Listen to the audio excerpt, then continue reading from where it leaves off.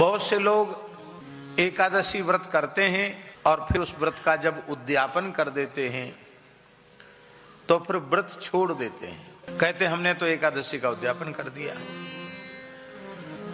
तो एकादशी इस प्रकार का व्रत नहीं है कि उद्यापन करके उसका त्याग कर दिया जाए। उद्यापन वो व्रत के संपूर्ण फल की प्राप्ति के लिए है, जिसमें हमको वर्ष भर की एकादशियों का महात्म्य एक साथ सुनने को मिल जाए, सभी एकादशियों के पूजन का अवसर मिल जाए और ब्राह्मणों का, संतों का सम्मान करने का, उनकी पूजा करने का, उनको फलाहार और उनको पारण कराने का सौभाग्य मिल जाए, यही उसका प्रयोजन है।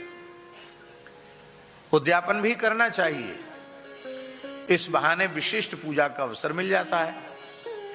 किंतु यदि सामर्थ्य है शरीर की तो एकादशी का त्याग कभी नहीं करना चाहिए। हमारे यहां धर्म शास्त्र में लिखा है, एकादशी की तिथि पर अन्न में पाप का निवास होता है, इसलिए एकादशी को जो अन्न खाता है वह पाप ही भक्षण करता है, पाप ही खाता है।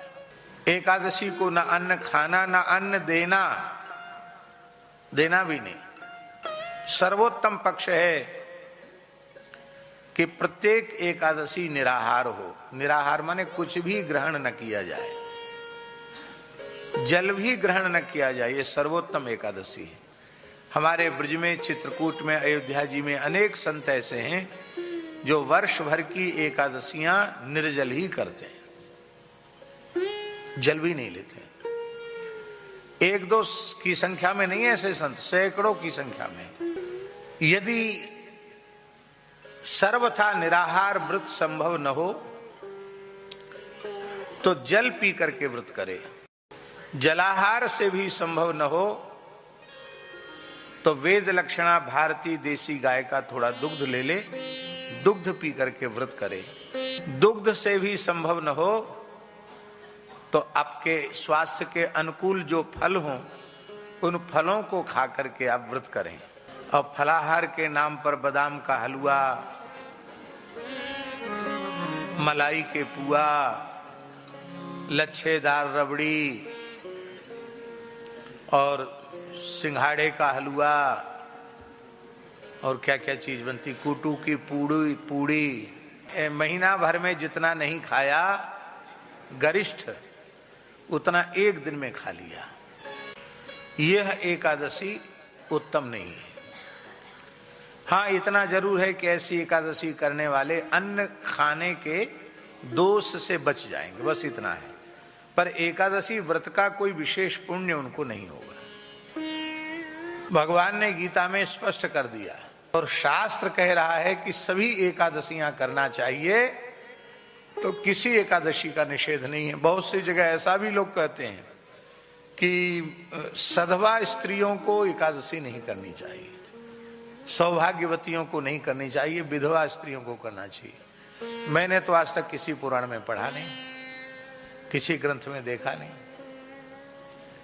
ये ऐसी कुछ अशास्त्रीय बातें, मनगढ़ंत कपोल कल्पित बातें समाज में प्रचलित हो जाती हैं भ्रम के रूप में, और उससे धर्म की बड़ी हानि होती है।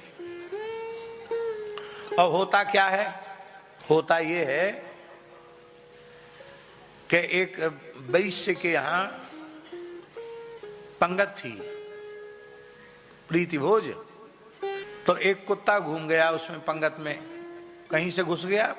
भोज भंडारे के समय कुत्ते जरूर पहुंच जाते हैं। तो पंडित जी बड़े नाराज हुए, उन्होंने कहा सब फेंकवाओ सामान। बोले कुत्ते ने छुआ थोड़ी। बोले छुए चाहे कुत्ता आ तो गया, बिल्कुल हटाओ सब सामान। वैश्य बेचारा श्रद्धावान था, उसने कहा चलो कोई बात नहीं, अब कुत्ते ही खाएंगे और क्या है। सब सामान उठवाया, सबको फेंकवा दिया। कुत्ते खाओ चाहे सुअर खाओ, कोई खाओ। दूसरी रसोई बनाई गई, लोगों ने पाया यह बात अनुचित नहीं थी। कुत्ता घूम गया तो वस्तुतः वो खाने योग्य नहीं रहा, ठीक है, इसमें हमारा कोई विरोध नहीं है। लेकिन उन्हीं पंडित जी के यहाँ उनके लड़के के ब्याह के प्रीति भोज में एक कुत्ता घुस गया उनके यहाँ भी। वो संयोग की बात है, वो वैश्य भी व्यवहार के नाते वहां भोज में गया था। उसने हल्ला मचाया, कुत्ता घुसा, कुत्ता घुसा। तमाम लोग हल्ला मचाने लगे, कुत्ता घुसा, कुत्ता घुसा। अब हम लोग नहीं खाएंगे, कुत्ता घुस गया इसमें। पंडित जी बोले जरूर है तो बहुत बुरी बात, कुत्ता घुस गया, हम पोथी देखते हैं। तो उन्होंने पोथी देखी, बोले वाह किस रंग का कुत्ता था? बोले लाल रंग का था। वो वाह क्या कहना, बड़ा शुभ होता है, लाल कुत्तम परम उत्तम। किसी पोथी में नहीं लिखा कि काला कुत्तम अधम और लाल कुत्तम उत्तम, लेकिन इसी बात की तो पंडिताई है। आप तो पुरुषों के वचन प्रमाण होते हैं। व्यास आदि ऋषि आप तो पुरुष हैं, उनके वचन प्रमाण हैं।